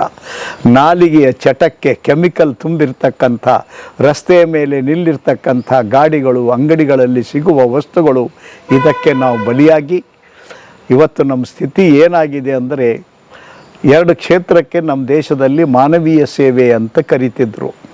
ಒಂದು ಆರೋಗ್ಯ ಸೇವೆ, 2ನೇದ್ದು ಶಿಕ್ಷಣ ಸೇವೆ. ಇವತ್ತು ನೀವು ನಂಬಿ ಅಥವಾ ಬಿಡಿ, these 2 are the biggest business centre. ತಿಳಿತಿಲ್ಲ. ಮತ್ತು ಅದನ್ನು ಶಿಕ್ಷಣ ಹೆಂಗೆ ನಡೆದಿದೆ ಅಂದರೆ, ಮಕ್ಕಳಿಗೆ ಜ್ಞಾನಿಗಳನ್ನಾಗಿ ಮಾಡಬೇಕು ಅಂತಿಲ್ಲ. ಅವ್ವ ಅಪ್ಪನ ತಲೆಗೆ ಏನೋ ಒಂದು ವಿಚಾರ ಇದೆ, ಅದರಲ್ಲಿ ತಾಯಿದಂತೂ ಸಿಂಹ ಪಾಲಿದೆ. ಅವ್ರು ತಮಗೇನು ಆಗಬೇಕಂತ ಮಕ್ಕಳಿಗೆ ಇಚ್ಛೆ ಇದೆ, ಅದನ್ನೇ ಮಾಡಲಿಕ್ಕೆ ಹೊರಟಿದ್ದಾರೆ. ಹಿಂದಿನ ಕಾಲದಲ್ಲಿ ಹೀಗಿರಲಿಲ್ಲ. ನನಗೆ ಚೆನ್ನಾಗಿ ಗೊತ್ತಿದೆ. ನಾನು ಚಿಕ್ಕವನಿದ್ದಾಗ ಒಂದು ಹಳ್ಳಿಯಲ್ಲಿ ನಮ್ಮ ಸಂಬಂಧಿಕರ ಮನೆಯಲ್ಲಿ ಇದ್ಕೊಂಡು ನಾನು ಓದ್ತಾ ಇದ್ದೆ. ಒಬ್ಬವ ಜ್ಯೋತಿಷಿಯಳ ಬುಡುಬುಡಿಕೆ ಅಂತ ಬರ್ತಾರಲ್ಲ, ಕೈಯಲ್ಲಿ ಬಾರಿಸ್ಕೋತ, ಅವ ಬಂದಾಗ ಮನೆ ಯಜಮಾನತಿ ತನ್ನ ಮಗನ ಭವಿಷ್ಯವನ್ನು ಅವನಿಗೆ ಕೇಳಿದ್ರು. ಅವಾಗ ಆತ ಏನು ಹೇಳ್ದ, ನಿನ್ನ ಮಗ 7 ಸುತ್ತ 7 ಹಳ್ಳಿಗೆ ರಾಜನಾಗಿ ಮೆರಿತಾನೆ, ಪಂಚ ಕಲ್ಯಾಣಿ ಕುದುರೆ ಮೇಲೆ ಕೂಡ್ತಾನೆ. ಹೀಗೆಲ್ಲ ಹೇಳಿದಾಗ ಆ ತಾಯಿಗೆ ತುಂಬ ಖುಷಿಯಾಗಿ ಮನೆಯಾಗಿಂದ ಒಂದು 16 ಸೇರು ಜೋಳ ತಂದು ಹಾಕಿದ್ದು ನನಗೆ ಚೆನ್ನಾಗಿ ಒಬ್ಬ ಹುಡುಗನೇ ಆಗಿದ್ದಾಗ ನನಗೆ ನೆನಪಿದೆ, ತಿಳಿತಿಲ್ಲ. ಆದರೆ ಇವತ್ತಿನ ತಾಯಿ ಏನಿಲ್ಲ, ನನ್ನ ಮಗ ಪ್ಯೂನ್ ಆಗಬೇಕು, ನನ್ನ ಮಗ ಟೀಚರ್ ಆಗಬೇಕು, ಇಂಜಿನಿಯರ್ ಆಗಬೇಕು, ಡಾಕ್ಟರ್ ಆಗಬೇಕು, ಮತ್ತು ಎಲ್ಲಕ್ಕಿಂತ ಹೆಚ್ಚಿಗೆ ಸಾಫ್ಟ್ವೇರ್ ಇಂಜಿನಿಯರ್ ಆಗಬೇಕು, ನೌಕರಿ ಹೋಗಬೇಕನ್ನೋದೇ ಇದೆ ಹೊರತು ನನ್ನ ಮಗ ಆ ರೀತಿ ಪಂಚಕಲ್ಯಾಣಿ ಕುದುರೆ ಮ್ಯಾಗ ಮೆರೆದು 7 ರಾಜ ಆಗಬೇಕನ್ನುವ ತಾಯಂದಿರೇ ಗಾಯಬಾಗಿಬಿಟ್ಟಿದ್ದಾರೆ. ಇದು ಆಗಿರ್ತಕ್ಕಂಥ ದುರಂತ. ಶಿಕ್ಷಣ ಜ್ಞಾನಕ್ಕಾಗಿ ಇದೆ, ನೌಕರಿಗಾಗಿ ಅಲ್ಲ. ಯಾವುದು ಭಾರತ ದೇಶದಲ್ಲಿ ಅತ್ಯಂತ ಕನಿಷ್ಠ ಅಂತ ನಾವು ಕರಿತಿದ್ದೆವು, ಖೇತಿ ಉತ್ತಮ್, ಬೇಪಾರ್ ಮಧ್ಯಮ್, ಚಾಕ್ರಿ ಕನಿಷ್ಠ ಅಂತ ಹೇಳಿದ್ದಾರೆ. ದುರ್ದೈವದಿಂದ ಅದನ್ನು ನಾವು ತಲೆ ಮೇಲೆ ಇಟ್ಕೊಂಡಿದ್ದೇವೆ. ಆ ನೌಕರಿಯನ್ನೇ ನಂಬಿಕೊಂಡು ಈ ದೇಶದ ಕನಿಷ್ಠ ಏನೂ ಇಲ್ಲ ಅಂತಂದರೆ 30-40 ಕೋಟಿ ಜನ ಯುವಕರು ಯುವತಿಯರು ಸುಮಾರು 35-45 ವರ್ಷದವರೆಗೆ ನೌಕರಿ ಹುಡ್ಕೊಂಡು ನಿರಾಶೆ ಆಗಿ ಅಷ್ಟೊತ್ತಿಗೆ ಕೊಳ್ಳಗೊಬ್ಬಕ್ಕೆ ಹೆಂಡತಿ ಬಂದಿರ್ತಾಳೆ, ಮನೆಯಾಗ 2 ಮರಿ ಹುಟ್ಟಿರ್ತವೆ. ಭಾವನೆ ಸತ್ತಂಥ ಯುವಕರ ಸಮಾಜವನ್ನು ನೋಡ್ತೇವೆ ಹೊರತು ಆ ತಾರುಣ್ಯದ ಉತ್ಸಾಹದಿಂದ ಸಾಹಸ ಮಾಡುವ ಯುವಕರು ಇವತ್ತು ಇಲ್ಲ ಅಂತ ನಾನು ಹೇಳಬೇಕಾಗತ್ತೆ. ಮೊದಲಾದರೆ ತುಂಬ ಕುಟುಂಬಗಳಿತ್ತು ಸರ್. ನಿಮ್ಮ ಮನೆಯೇ ಉದಾಹರಣೆಯಾಗಿ ತಗೋಬೇಕಾದ್ರೆ ದೊಡ್ಡ ಕೃಷಿ ಪರಂಪರೆ ಇತ್ತು. ನೀವು ಅಲ್ಲಿಂದ ಕಲ್ತು ಬಂದ್ರಿ, ಮಣ್ಣಿಗೆ ಅಂಟ್ಕೊಂಡಿದ್ರಿ. ಈಗ ಏನಾಗಿದೆ, ತುಂಬ ಕುಟುಂಬಗಳು ಒಡೆದು ಹೋಗಿದೆ. ಬರೀ ದುಡ್ಡು ರೂಪಾಯಿನೇ ಅವ್ರ ಮುಂದೆ ಕುಣಿತಾ ಇದೆ, ವೇಗ ಜಾಸ್ತಿ ಇದೆ, ಓಡ್ತಾ ಇದ್ದಾರೆ, ಮನೆ ಒಡೆದು ಹೋಗಿದೆ. ಆಮೇಲೆ ಶಿಕ್ಷಣ ಕೂಡ ಅವರಿಗೆ ಪೂರಕವಾದ ಶಿಕ್ಷಣ ನಾವೇನು ಕೊಡ್ತಿಲ್ಲ, ಬರೀ ಅವರಿಗೆ ರೇಸಲ್ಲಿ ಓಡೋದೇ ಕಲಿಸ್ತಾ ಇರ್ತೀವಿ ಹೊರತಾಗಿ ನೀವು ಕೃಷಿಗೆ ಹೋಗೋದೊಂದು ದೊಡ್ಡ ತಪ್ಪು. ಇಲ್ಲ ಅಂದರೆ ಎಮ್ಮೆ ಕಾಯ್ತಿ ನೋಡು ಅಂತ ಅವನಿಗೆ ಮೊದಲೇ ತುಂಬಿ ಶಾಲೆಗೆ ಹೋಗ್ಯಾ ಇಲ್ಲ ಎಮ್ಮೆ ಕಾಯ್ತೀಯ ನೋಡು ನೋಡು ಅಂತ ಹೇಳಿದಾಗ ಆ ಹುಡುಗ ಇನ್ನೇನು ವಿಚಾರ ಮಾಡ್ತಾನೆ ಅಂದರೆ ಮೊದಲು ಮೂಲ ಶಿಕ್ಷಣ, ಮೊದಲು ಗುರುಕುಲ ಪದ್ಧತಿ ಇತ್ತು, ಅದನ್ನೆಲ್ಲ ಕಳ್ಕೊಂಡಿದ್ದೀವಿ. ಮತ್ತೆ ಅದಕ್ಕೆ ವಿಚಾರಧಾರೆ ತುಂಬಕ್ಕಾಗಿತ್ತು ಅಂತಂದರೆ ಯಾವುದಾದ್ರೂ ಪಕ್ಷಗಳು ಸರ್ಕಾರಗಳು ಇದ್ರ ಬಗ್ಗೆ ಇವತ್ತು ಶಿಕ್ಷಣ ಎಷ್ಟು ದುಬಾರಿ ಆಗಿದೆ, ಖಾಸಗಿ ಶಾಲೆಗಳು ಇದೆ, ಅದಕ್ಕೆ ಕಳಿಸ್ಬೇಕಂತಂದ್ರೆ ಇವರು ಎಲ್ಲಾರ ಗಾರ್ಮೆಂಟಲ್ಲಿ ಇಬ್ಬರು ಗಂಡ ಹೆಂಡತಿ ದುಡಿಬೇಕು, ಶಾಲೆಗಳು ಸಮರ್ಪಕವಾಗಿಲ್ಲ. ಆಮೇಲೆ ಸರ್ಕಾರಿ ಹಾಸ್ಪಿಟ್ಲ್ಗಂತೂ ಕೇಳೋ ಹಾಗಿಲ್ಲ, ಅಲ್ಲಿ ಅವರಿಗೆ ಚಿಕಿತ್ಸೆ ಸಿಗ್ತಾ ಇಲ್ಲ, ನಾಮಕಾವಸ್ಥೆಗಳಿದೆ. ಈ ಎಲ್ಲದರ ಮಧ್ಯೆ ಅವನಿಗೆ ದೊಡ್ಡ ಸವಾಲಿದೆ, ಇದನ್ನೆಲ್ಲ ತೂಗಿಸ್ಬೇಕಾಗಿದೆ. ಅನಿವಾರ್ಯ ಊರು ಬಿಟ್ಟು ಹೋಗಿ ಅವನು ತಿಂಗಳ ಸಂಬಳಕ್ಕೆ ನಿಂತ್ಕೊಂಡಿದ್ದಾನೆ. ಇದು ಬರುತ್ತೋ ಇಲ್ಲೋ ಗೊತ್ತಿಲ್ಲ. ಸರ್ಕಾರಗಳ ಚಿಂತನೆ ಆಗಬೇಕಾಗಿತ್ತಲ್ವ, ಇಲ್ಲಿ ಪಾಲಿಸಿಗಳು ಬರಬೇಕಾಗಿತ್ತಲ್ಲ ಅವ್ರಿಗೋಸ್ಕರ. ನಾನು ಮತ್ತೆ ನಿಮ್ಮ ತಲೆಯಲ್ಲಿ ಸರ್ಕಾರ ಅಂತ ಕುಂತಿದೆ. ಎಲ್ಲಿಯವರೆಗೆ ಸಮಾಜ ಸರ್ಕಾರವನ್ನು ಬಿಟ್ಟು ಚಿಂತನೆ ಮಾಡೋದಿಲ್ಲ, ಅಲ್ಲಿ ತನಕ ಭಾರತ ದೇಶಕ್ಕೆ ಭವಿಷ್ಯ ಇಲ್ಲ ಅಂತ ನೀವು ದಟ್ಟವಾಗಿ ಬರ್ಕೊಳ್ರಿ. ಒಂದೊಂದು ಸಲ ಸಮ್ರಾಟ ಅಶೋಕನ ಕಾಲದಲ್ಲಿ ಬೌದ್ಧ ಧರ್ಮ ಇಡೀ ದೇಶ ವ್ಯಾಪಿಸ್ತು. ಇವತ್ತು ಆ ಎತ್ತರಕ್ಕೆ ಬೌದ್ಧ ಧರ್ಮ ಇದೆ ಏನು? ಹಾಗೆಯೇ ಯಾವುದಾದರೂ ಒಂದು ಶಕ್ತಿ ಸರ್ಕಾರದಿಂದ ಬೆಳೀತು ಅಂತಂದರೆ ಅದು ಬಹಳ ದಿನ ಇರ್ತದೆ ಅಂತ ದಯಮಾಡಿ ತಿಳ್ಕೊಳ್ಬೇಡಿ. ಅದು ಬಡ್ಡಿ ಚಕ್ರ ಬಡ್ಡಿ ಹಚ್ಚಿ ಆ ವಿಚಾರ ಆ ಶಕ್ತಿ ಪಾತಾಳಕ್ಕೆ ಹೋಗುತ್ತದೆ ಉಲ್ಟಾ ತಿರುಗಿ.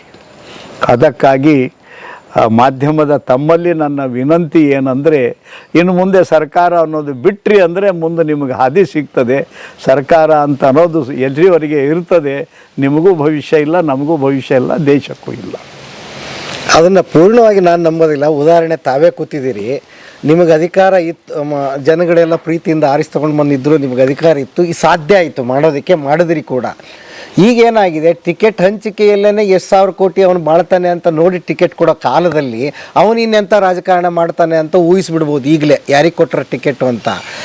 ನಿಮ್ಮಂಥವ್ರನ್ನ ಆಯ್ಕೆ ಮಾಡಿ ಎಲ್ಲ ಕಡೆ ತಂದು ಬಿಟ್ಟಿದ್ರೆ ನಮ್ಮ ದೇಶ ಇವತ್ತು ಬಂಗಾರ ಸುವರ್ಣ ರಾಜ್ಯ ಆಗ್ತಿರ್ಲಿಲ್ವೇ? ಹಾಗಿಲ್ಲ ನೋಡಿ. ಇದೊಂದು ರಾಜಕೀಯ ಕ್ಷೇತ್ರದ ಬಗ್ಗೆ ಒಂದು ಕೆಟ್ಟ ಕಥೆ ಇದೆ. ನಿಮಗೊಂದು ಸಣ್ಣ ಮಾತು ಹೇಳ್ತೀನಿ. ನೀವು ಮಹಾಭಾರತ ಕಥೆ ಗೊತ್ತು? ಹೌದು. ಇದು ರಾಜಕೀಯ ಕಚ್ಚಾಟದ ಕಥೆ. ನೀವು ಮೈನ್ಯೂಟಾಗಿ ಮಹಾಭಾರತವನ್ನು ಓದ್ರಿ ಅಂತಂದರೆ ಮಹಾಭಾರತದಲ್ಲಿ ಏನೇನು ಕೆಟ್ಟದ್ದಿದೆ, ಮನೆಗಿನವರೇ ದ್ರೌಪದಿಯನ್ನು ಸೀರೆ ಸೆಳೀತಕ್ಕಂಥದ್ದು ಮೂಕರಾಗಿ ಪಂಚಪಾಂಡವರು ಕೂತಿದ್ದನ್ನು ನೀವು ನೋಡಿದ್ದೀರಿ, ತಿಳಿತಿಲ್ಲ. ಮತ್ತದು ಸೆಳೆಯವರು ಯಾರು? ಅದೇ ಮನೆಯವರು. ನನಗೆ ಸತ್ಯ ಹೇಳಬೇಕಾದ್ರೆ ಇನ್ನೂ ಅಷ್ಟು ಕೆಟ್ಟ ಸ್ಥಿತಿ ನಮ್ಮ ದೇಶಕ್ಕೆ ಬಂದಿಲ್ಲ. ಅದಕ್ಕಾಗಿ ಇವತ್ತಿನ ನೀವು ರಾಜಕೀಯ ಸ್ಥಿತಿ ನೋಡಿ ಇದು ಭಾಳ ಹಾಳಾಗಿದೆ ಅಂತ ನೀವೇನಂತೀರಲ್ಲ, ನಾನು ಅದಕ್ಕೆ ಒಪ್ಪಲಿಕ್ಕೆ ತಯಾರಿಲ್ಲ. ಯಾಕಂದರೆ ವಿನಾಶದ ತುತ್ತ ತುದಿಯಲ್ಲಿನೇ ಒಂದು ನಿರ್ಮಾಣದ ಹೊಸ ಸಸಿ ಅರಳುತ್ತದೆ, ಹೊಸ ಹೂವು ಅರಳುತ್ತದೆ. ಅಮಾವಾಸ್ಯೆಯ ಕತ್ತಲೆಯ ರಾತ್ರಿ 12 ಗಂಟೆಯ ಭಯಾನಕವಾದ ಕತ್ತಲೆ ರಾತ್ರಿ ಮುಗಿದ ಮೇಲೆ ಹುಣ್ಣಿಮೆಯ ಬೆಳಕಿನ ಕಡೆಗೆ ನಾವು ಬರ್ತೇವೆ. ಅದಕ್ಕಾಗಿ ದಯಮಾಡಿ ಈ ರಾಜಕೀಯ ಬಗ್ಗೆ ಇನ್ನೊಮ್ಮೆ ಇದರಿಂದಲೇ ಏನೋ ಅಂತ ನಿಮ್ಮ ತಲೆಗೇನು ಇದೆಯಲ್ಲ, ಇದು ತೆಗೆದು ಹಾಕಿದ್ರೆ ಬಹುಶಃ ನೀವು ಜಗತ್ತಿಗೆ ದೊಡ್ಡ ಪುಣ್ಯ ಮಾಡ್ತೀರಿ ಅಂತ ಇದು ನನ್ನ ಅನಿಸಿಕೆ ಇದೆ. ಬಹುಶಃ ಅದನ್ನು ಬಿಟ್ಟು ನಾನು ಈ ನೆಲದಲ್ಲಿ ಹುಟ್ಟಿದ್ದಕ್ಕೆ, ನಾನು ಈ ದೇಶದಲ್ಲಿ ಹುಟ್ಟಿದ್ದಕ್ಕೆ ನಾನೇನಾದರೂ ಕೊಡಕ್ಕೆ ಸಾಧ್ಯ ಅಂತ ಯೋಚನೆ ಮಾಡೋಕ್ಕಲ್ಲ ಅಂತ ಹೇಳ್ತೀರಿ. ಮತ್ತು ಬದುಕಿನಲ್ಲಿ 800 ಕ್ಷೇತ್ರಗಳಿವೆ. ನಮ್ಮ ದೇಶದಲ್ಲಿ ಸುಮಾರು 800 ಶಾಸ್ತ್ರಗಳಿವೆ ಅಂತಾರೆ. ಈ ಭಾಷಾಶಾಸ್ತ್ರ, ವ್ಯಾಕರಣಶಾಸ್ತ್ರ, ರಸಾಯನಶಾಸ್ತ್ರ, ಗಣಿತಶಾಸ್ತ್ರ, ಭೂಗರ್ಭಶಾಸ್ತ್ರ, ಖಗೋಳಶಾಸ್ತ್ರ, ಜ್ಯೋತಿಷ್ಯಶಾಸ್ತ್ರ, ನೀತಿಶಾಸ್ತ್ರ, ಸಂಗೀತಶಾಸ್ತ್ರ, ನೃತ್ಯಶಾಸ್ತ್ರ, ಇಂಥವೇನಿವೆ ಅಲ್ಲ, ದೇ ಆರ್ ಮೋರ್ ದೆನ್ 800. ಇದರದ್ದು ವಿಶೇಷತೆ ಏನು ಅಂತ ನಿಮಗೆ ನಾನೊಬ್ಬ ದೊಡ್ಡ ವಿದ್ವಾನರ ಬಾಯಿಯಿಂದ ಕೇಳಿದ್ದು ಹೇಳ್ತೇನೆ. 8 ಶಾಸ್ತ್ರಗಳು ಹೇಗಿವೆ ಅಂದರೆ 800 ಒಂದಕ್ಕೊಂದು ಎಲ್ಲಿ ಕ್ಲ್ಯಾಶ್ ಆಗಂಗಿಲ್ಲ ಮತ್ತು ತಮ್ಮ ಜಾಗದಲ್ಲಿ ಪರಿಪೂರ್ಣ ಇವೆ.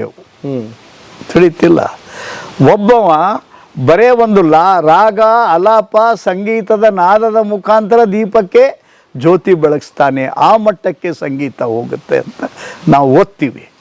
ತಿಳಿತಿಲ್ರಿ?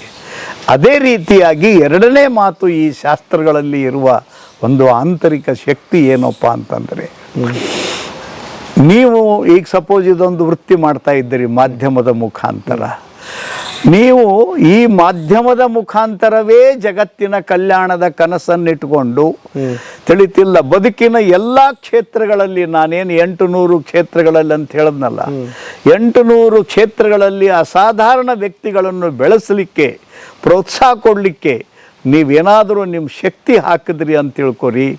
ಈ ಕ್ಷೇತ್ರದ ಮುಖಾಂತರವೇ ಸಾಮಾನ್ಯ ಮನುಷ್ಯರಾಗೋದು ಬಿಟ್ಟು ನೀವು ದೇವರಾಗಲಿಕ್ಕೆ ಸಾಧ್ಯ ಇದೆ. ಅದಕ್ಕಾಗಿ ಬೇರೆ ದೇವರನ್ನು ಹುಡುಕೋದು ಬೇಕಾಗಿಲ್ಲ, ದೇವರನ್ನು ಪೂಜೆ ಮಾಡೋದು ಬೇಕಾಗಿಲ್ಲ. ಮನುಷ್ಯನೇ ದೇವತ್ವಕ್ಕೆ ಬರ್ತಾನೆ.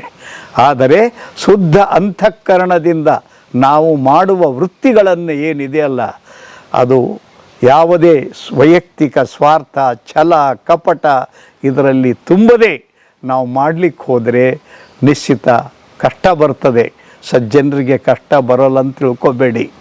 ರಾಮನಂತವನಿಗೆ ವನವಾಸ ಮಾಡಬೇಕಾಯಿತು, ಪಾಂಡವರಿಗೆ ವನವಾಸ ಮಾಡಬೇಕಾಯಿತು, ರಾಣಾ ಪ್ರತಾಪ ಹುಚ್ಚನಂತೆ ಅಲೆದಾಡಬೇಕಾಯಿತು.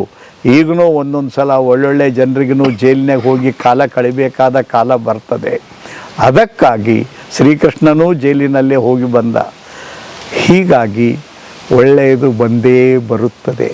ಮನುಷ್ಯರು ಇಟ್ಕೊಂಬಂಗಿಲ್ಲ ಅಂತ ತಮ್ಮ ಜೀವನದಲ್ಲಿ ಒಂದು ಮನೆ ಕಟ್ಟಬೇಕು, ಮಕ್ಕಳು ಮದುವೆ ಮಾಡಬೇಕು, ಬಂಗಾರ ಬೆಳ್ಳಿ ಖರೀದಿ ಮಾಡಬೇಕು. ಅಲ್ಲಿಂದ ಇಂಥ ಹೊಲಸು ರಾಜಕಾರಣಕ್ಕಾಗಿ ಎಷ್ಟು ಆಸೆ ಮಾಡಿ ಏನೇನು ಮಾಡೋರಿದ್ದಾರೆ. ಆಮೇಲೆ ದುರಂತ ಆಗೋದನ್ನು ನಾವು ಕಣ್ಣಾರೆ ಕಾಣ್ತೀವಿ. ತಿಳಿತಿಲ್ಲ, ಸದ್ದು ವಿಚಾರದಿಂದ ಇದ್ದಾಗ ಅದೇನು ತೃಪ್ತಿ ಇದೆಯಲ್ಲ, ಇಟ್ ಈಸ್ ಅದು ಕೋಟಿ ರೂಪಾಯಿ ಕೊಟ್ಟರು ಅದನ್ನು ಪಡಿಲಿಕ್ಕೆ ಸಾಧ್ಯ ಇಲ್ಲ. ಅದಕ್ಕಾಗಿ ಅದು ಬಹಳ ಕಾಸ್ಟ್ಲಿ ಅಂತ ದಯಮಾಡಿ ತಿಳ್ಕೊಳ್ಬೇಡಿ. ಶುದ್ಧ ಅಂತಃಕರಣದ ಅವಶ್ಯಕತೆ ಇದೆ. ಹೇಗೆ ಸರ್ ತ್ಯಜಿಸೋಕ್ಕೆ ಸಾಧ್ಯ ಆಯಿತು ನಿಮ್ಗೆ ಇಷ್ಟು ಸರಳವಾಗಿ, ಏನು ಬೇಡ ಅಂತ? ಅದು ನಾನು ರಾಷ್ಟ್ರೀಯ ಸ್ವಯಂ ಸೇವಕ್ ಸಂಘದಲ್ಲಿ, ನಮ್ಮ ಸಂಘದ ಶಾಖೆಯಲ್ಲಿ ಒಂದು ನಮಸ್ತೆ ಸದಾವತ್ಸಲೆ ಮಾತೃಭೂಮಿ ಅಂತ ಪ್ರಾರ್ಥನೆ ಹೇಳ್ತೇವೆ. ಅದರಲ್ಲಿಯ ಒಂದು ಸಾಲು ನನ್ನ ಮನಸ್ಸಿನ ಮೇಲೆ ಇಷ್ಟು ತೀವ್ರವಾದ ಪರಿಣಾಮ ಬೀರಿದೆ. ಸುಶೀಲನ್ ಜಗದ್ದೇನ ನಮ್ರಂ ಭವೇತ್. ನಾವು ನಮ್ಮ ಶೀಲ ಚಾರಿತ್ರ ನಡವಳಿಕೆಗಳಿಂದ ಸದ್ಗುಣಗಳಿಂದ ವಿನಯದಿಂದ ಜಗತ್ತೇ ನಮ್ಮ ಕಾಲ ಮೇಲೆ ಬಂದು ಬೀಳುವಂತೆ ನಾವು ಬೆಳೆಯಬೇಕು ಅನ್ನುವ ಮಂತ್ರ. ಕೇವಲ ಪೂರ್ವಜರು ಹೆಸರಿಗಾಗಿ ಸರ್ವೇ ಜನ ಸುಖಿನೋ ಭವಂತು ಕೃಣವಂತು ವಿಶ್ವಮಾರ್ಯಂ ಅಂತ ಹೇಳಿಲ್ಲ. ಅದನ್ನು ಸಾಧಿಸಬೇಕಾದರೆ ನಮ್ಮ ಶೀಲದಿಂದ ಸಾಧಿಸಬೇಕು, ನಮ್ಮ ವಿನಯ ಸಂಪನ್ನತೆಯಿಂದ ಸಾಧಿಸಬೇಕು. ಕನ್ನಡದಲ್ಲಿ ಒಂದು ಗಾದೆ ಮಾತಿದೆ, ತಾಳಿದವನು ಬಾಳಿ ಅನ್ನುವಂಥ ಗಾದೆ ಮಾತಿದೆ. ಕತ್ತೆಯಂಥ ತಾಳ್ಮೆ ಇರಬೇಕು, ಕಲ್ಲಿನಂಥ ತಾಯಿ ಇರಬೇಕು, ಅಂದರೆ ಬಾಳು ಬಂಗಾರ ಆಗುತ್ತದೆ ಅನ್ನುವ ಗಾದೆ ಮಾತಿದೆ. ಇವತ್ತು ಮನುಷ್ಯನಿಗೆ ತಾತ್ಕಾಲಿಕ ಸುಖದ ಹಿಂದೆ ಬಂದು ಅಷ್ಟೇ ಬೇಗನೆ ದುರಂತಕ್ಕೆ ಬಲಿಯಾಗ್ತಾ ಇದ್ದಾನೆ. ಉದಾಹರಣೆಗಾಗಿ ಯಾರೋ ಇಂಜಿನಿಯರ್ ಆಗಿ ಒಂದು 4 ಲಕ್ಷ 10 ಲಕ್ಷ ದುಡ್ಡು ಗಳಿಸ್ತಾರೆ ಅಂತ ಇಂಜಿನಿಯರ್ ಆಲಕ್ಕೆ ಹೋಗಿ ಇವತ್ತು 87 ಲಕ್ಷ ಜನ ಇಂಜಿನಿಯರು ರೋಡ್ ಮೇಲೆ ನಿಂತಿದ್ದಾರೆ. ಅವರಿಗೆ ತಿಂಗಳಿಗೆ 5,000 10,000 ರೂಪಾಯಿ ಸಂಬಳ ಕೊಡೋರು ಇಲ್ಲ. ಸಿಗದೇ ಇರುವ ವಸ್ತುಗಳ ಹಿಂದೆ MBA MCA ಮೆಡಿಕಲ್ಲು, ಇವನ್ ಇತ್ತೀಚೆಗೆ ಕಳೆದ 3 ವರ್ಷಗಳಿಂದ IIT ಮಾಡಿರ್ತಕ್ಕಂಥ ಮಕ್ಕಳಿಗೂ 30% ಮಂದಿಗೆ ಎಲ್ಲಿ ಎಂಟ್ರಿ ಇಲ್ಲ. ಅದಕ್ಕಾಗಿ ಹೇಳಿ, ದೇವರು ಕೈ ಜಗತ್ತಿಗೆ ಕೊಡುವುದಕ್ಕಾಗಿ ಕೊಟ್ಟನು, 1 ತಾರೀಕು ಪಗಾರ ಕೇಳಕ್ಕೆ ಕೊಟ್ಟನು. ಅವತ್ತು ತಾಯಿ ಪಂಚಕಲ್ಯಾಣಿ ಕುದುರಿ ಅಂದಳು, ಇವತ್ತು ತಾಯಿ ನನ್ನ ಮಗ ನೌಕರಿ ಮಾಡಬೇಕು ಅಂತ ಹೇಳ್ತಾಳೆ. ಮತ್ತು ಈ ನೌಕರಿಯನ್ನು ದುರ್ದೈವದಿಂದ ನಮ್ಮ ದೇಶದಲ್ಲಿ ಇನ್ನೂ ಬ್ರಿಟಿಷರ ಕೆಟ್ಟ ನಡವಳಿಕೆ ಏನಿದೆಯಲ್ಲ, ಇವತ್ತಿನ ನೌಕರ ವರ್ಗದಲ್ಲಿ ದೊಡ್ಡ ಪ್ರಮಾಣದಲ್ಲಿ ಇಲ್ಲ. ಅದನ್ನು ನಾನು ಭಾಳ ಆಳವಾಗಿ ನಾನು ಹೇಳಲಿಕ್ಕೆ ಇಚ್ಛೆ ಪಡುವುದಿಲ್ಲ, ತಿಳಿತಿಲ್ಲ. ಯಾರು ಈ ದೇಶವನ್ನು ನಾವು ನಿತ್ಯ ರಾಜಕಾರಣಿಗಳನ್ನು ಬೈತೀವಿ, ಆದರೆ ಈ ರಾಜಕಾರಣಿ ಅವರು ಎಲ್ಲರೂ ಸೇರಿಕೊಂಡು ಇವತ್ತು ನೌಕರಿ ವರ್ಗ ಯಾರು ಲಾಂಗ್ ಟರ್ಮ್ ಇವತ್ತು IAS IPS ಬೇರೆ ಬೇರೆ ರೀತಿಯ ಸರ್ವಿಸ್ ಮಾಡ್ತಕ್ಕಂಥ ಜನ ಇದ್ದಾರಲ್ಲ, ಅವರು ಇನ್ನೂ ನಾವು ಸ್ವತಂತ್ರ ಭಾರತದ ಮಕ್ಕಳಿದ್ದೀವಿ ಮತ್ತು ಇಲ್ಲಿರುವ ಜನ ಎಲ್ಲ ನಮ್ಮ ನಾಗರಿಕರು ಅನ್ನುವ ಭಾವನೆಯೇ ದೊಡ್ಡ ವರ್ಗದ ಕೈಯಲ್ಲಿ ಇಲ್ಲ. ಸೊ ಅದಕ್ಕಾಗಿ ನಮ್ಮ ಬುದ್ಧಿಗೇ ಆಪರೇಷನ್ ಬೇಕಾಗಿದೆ. ಮತ್ತು ನಾನು ಈ ಕಲ್ಯಾಣ ಕರ್ನಾಟಕದಲ್ಲಿ ಕೆಲಸ ಮಾಡುವಾಗ ನನಗೆ ಬಂದಿರತಕ್ಕಂಥ ಅನುಭವ ಅಂತಂದರೆ, ನಂಬರ್ 1 ಜ್ಞಾನಕ್ಕಾಗಿ ಶಿಕ್ಷಣ ಅಂತ ತತ್ವ ಇದೆ. ಆದರೆ ನಡೆದಿರೋದೇನು? ನೌಕರಿಗಾಗಿ ಶಿಕ್ಷಣ. ಹೆಸರಿಗೆ ಬಾಯಿಯಿಂದ ಹೇಳ್ತಾರೆ, ಮೊದಲು ಅಕ್ಷರ ಜ್ಞಾನ ಅಂತ ಹೇಳಿದ್ರು, ಆಮೇಲೆ ಡಿಗ್ರಿ ಇದ್ದವರಿಗೆಲ್ಲ ನೌಕರಿ ಅಂತ ಹೇಳಿದ್ರು, ಆಮೇಲೆ ಸ್ಕಿಲ್ ಇದ್ದವರಿಗೆ ನೌಕರಿ ಅಂತ ಹೇಳ್ತಾರೆ. ತಿಳಿತಿಲ್ಲ, ಬೇರೆ ಬೇರೆ ಫೀಲ್ಡ್ ನಾಲೆಜ್ ಇದ್ದವರಿಗೆ ನೌಕರಿ ಅಂತ ಹೇಳ್ತಾರೆ. ಆದರೆ ನೌಕರಿಗಾಗಿ ಶಿಕ್ಷಣ ಅಲ್ಲ, ಜ್ಞಾನಕ್ಕಾಗಿ ಶಿಕ್ಷಣ. ಯಾವಾಗ ಜ್ಞಾನ ಸಿಗ್ತದೆ ಕತ್ತಲೆಯಲ್ಲಿ ಮನುಷ್ಯ ಹೊರಗೆ ಬರಲಿಕ್ಕೆ ಹಾದಿ ಹುಡುಕ್ತಾನೆ. ಅನುಕೂಲತೆಯಲ್ಲಿ ಮನುಷ್ಯ ಬೆಳೆಯೋದಿಲ್ಲ. ಡಿಗ್ರಿಗಳಿಂದ ಸರ್ಟಿಫಿಕೇಟ್ಗಳಿಂದ ಮನುಷ್ಯ ದೊಡ್ಡವ ಆಗೋದಿಲ್ಲ. ಒಳಗಿರುವ ತಳಮಳ ಏನಿದೆಯಲ್ಲ, ಹಸಿವೇನಿದೆಯಲ್ಲ, ಅದು ಮನುಷ್ಯನನ್ನು ದೊಡ್ಡದನ್ನಾಗಿ ಮಾಡುತ್ತದೆ. ಮತ್ತು ಬದಲಾವಣೆ ಹಾಗಾದರೆ ಈಗ ಬರೀ ಹುಡುಗರನ್ನ ದೂಸಿ ನಾವು ಪ್ರಯೋಜನ ಇಲ್ಲ. ಏನಾಗಬೇಕಾಗಿತ್ತು? ಎಲ್ಲಿಂದ ಶುರು ಆಗಬೇಕು ಹಾಗಾದರೆ ನಿಮ್ಮ ಪ್ರಕಾರ? ಚಾರಿಟಿ ಬಿಗಿನ್ಸ್ ಫ್ರಮ್ ಹೋಮ್ ಅಂತ ಹೇಳ್ತಾರೆ. ಮನೆಯಿಂದಲೇ ಇದು ಪ್ರಾರಂಭವಾಗಬೇಕು. ತಾಯಿನೇ ಮೊದಲನೇ ಗುರು ಅನ್ನೋ ಗಾದೆ ಮಾತಿದೆ. ಸಂಸ್ಕೃತದಲ್ಲಿ ಒಂದು ಶ್ಲೋಕದಲ್ಲಿ ಬರುತ್ತದೆ, ಮನೆಯ ಒಬ್ಬ ತಾಯಿ ಸಮನಾಗಿದ್ದಾಳೆ 1000 ಶಾಲೆಯ ಶಿಕ್ಷಕರಿಗೆ ಅಂಥೇಳಿ. ಮನೆಯ ಒಬ್ಬ ತಂದೆ ಸಮಾನಾಗಿದ್ದಾನೆ ಶಾಲೆಯ 100 ಜನ ಶಿಕ್ಷಕರಿಗೆ ಅಂತ ಗಾದೆ ಮಾತಿದೆ. ಅದು ಸಂಸ್ಕೃತದಲ್ಲಿ ಶ್ಲೋಕ ಇದೆ. ಅಂದರೆ 100 ಜನ ಟೀಚರ್ ಯಾರು? ಅವ್ವ ಮತ್ತು ಅಪ್ಪ. ಈಗ ಅವರೇ ಈಗ ಹೇಳದ್ನಲ್ಲ, ನೀವು ಯಾವುದೇ ಒಂದು ಇವತ್ತು ಇಂಗ್ಲೀಷ್ ಮಾಧ್ಯಮ ಶಾಲೆಗಳು ಸೋಕಾಲ್ಡ್ ಕಾಂಪಿಟೇಟಿವ್ ಸ್ಕೂಲಿಗೆ ಹೋಗಿ ಕೇಳಿದ್ರೆ ಆ ಟೀಚರ್ಸು ಹೊಟ್ಟೆ ತಿಪ್ಪಲು ಎದ್ರ ಮ್ಯಾಗಾದಪ್ಪ ಅಂತಂದ್ರೆ ಅವ್ವ ಅಪ್ಪನ ಖುಷಿಗೆ ಸಾಲಿನ ಪಾಠ ಕಲಿಸ್ತಾರೆ ಹೊರತು ಮಗನಿಗಾಗಿ ಪಾಠ ಕಲಿಸೋದೇ ಇಲ್ಲ. ಅಪ್ಪಿತಪ್ಪಿ ಯಾವುದೇ ಶಾಲೆಯಲ್ಲಿ ನಾಳೆ ಒಂದು 20% ರಿಸಲ್ಟ್ ಕಮ್ಮಿ ಬಂತಂತ ತಿಳ್ಕೊಳ್ರಿ, ವೆರಿ ನೆಕ್ಸ್ಟ್ ಡೇ ಆ ಶಾಲೆ ಬಂದಾಗಿಬಿಡ್ತದೆ. ಇಂಥ ಒಂದು ಉತ್ತಮ ಶಾಲೆ ಬಂದಾಗಿರೋದನ್ನು ನಾನು ಕಣ್ಣಾರೆ ಕಂಡಿದ್ದೇನೆ. ಅಂದರೆ ನಮ್ಮ ಬೇಸಿಕ್ ಥಾಟ್ ಚೇಂಜ್ ಆಗಿದೆ. ಅದೇ ರೀತಿಯಾಗಿ ಎರಡನೇದಾಗಿ ನಾವು ಭಾರತದ ಆತ್ಮ ಹಳ್ಳಿಯಲ್ಲಿದೆ ಅಂತ ಹೇಳ್ತೀವಿ. ಹಳ್ಳಿಗೆ ಯಾರ ಇರ್ಲಿಕ್ಕೆ ತಯಾರಿದ್ದೀವಿ? ಆ ಗಾಂಧಿಯ ಆತ್ಮಕ್ಕೆ ಕೊಲೆ ಮಾಡ್ತಾ ಇದ್ದೀವಿ ನಾವು. ಅದೇ ರೀತಿ ನಾವು ಕೃಷಿ ಕಾಯಕ ಈ ದೇಶದ ಅತ್ಯಂತ ಶ್ರೇಷ್ಠ ಕಾಯಕ ಅಂತ ಹೇಳ್ತೀವಿ. ಯಾವಾಗ 3 ಸಂಶೋಧನೆ ತಂದಾಗ ಸ್ವಲ್ಪ ಸಮಯದಲ್ಲಿ ಪಾರ್ಲಿಮೆಂಟ್ ಪಾಸ್ ಮಾಡಿದಾಗ ರೈತರು ದೊಡ್ಡ ಎಜಿಟೇಷನ್ ಮಾಡಿದ್ರು.